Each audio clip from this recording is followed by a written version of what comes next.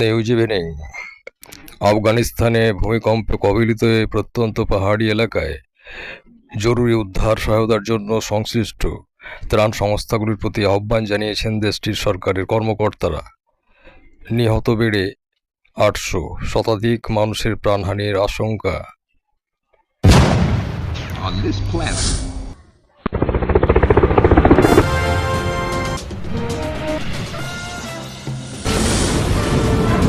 ফিলিস্তিনের স্বাধীনতাকামী সংগঠন হামাসের সামরিক শাখার মুখপাত্র আবু উবাইদা নিহত হয়েছেন বলে দাবি করেছে ইসরায়েল।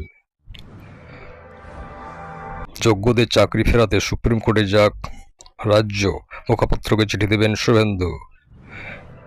এসএসসির ইয়াতে মামলায় বিরক্ত সুপ্রিম কোর্ট, পরীক্ষায় বসতে চেয়ে এবার হাইকোর্টে দাগিদের একাংশ। স্কুলে পুকুর কেটে হবে মাছ, মিড ডে মিল ঘোষণা হতে চলেছে।